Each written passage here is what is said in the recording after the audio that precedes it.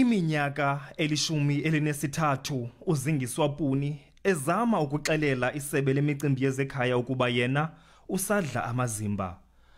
Washiya ikhaya ngonyaka ka-2010 eyokhangela amadlelo alihlaza kwelaseKapa. Kodwa lento yoba kuthiwa ubhubhile ibumisa ngxi ubomi bakhe. Applyela i-ID.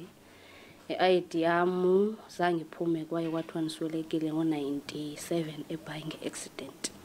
Ndayiqalela ekuqaleni yade yabe yalunga ngo-2008. Ndiye ndaya ebhankini ngo-2015 ndo-aplayela i-loan.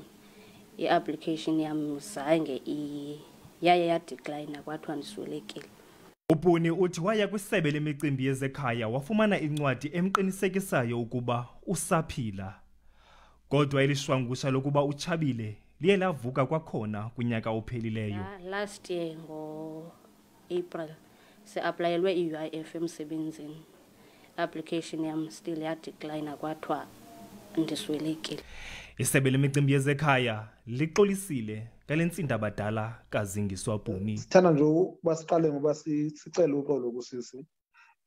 I-ofisi yethu eseKapa iye yamfonela yenza amalungiselelo loba afike kuthi ngoLwesithathu. Uvumile ke ndibozofika ngoLwesithathu. Isebe lihlabe ikhwelo kuye nabani na umuntu okwimeko ekumila kunje ukuba ayokuqinisekiswa kwiofisi zabo ze acele ukuthetha nemanejala xa engancedakali.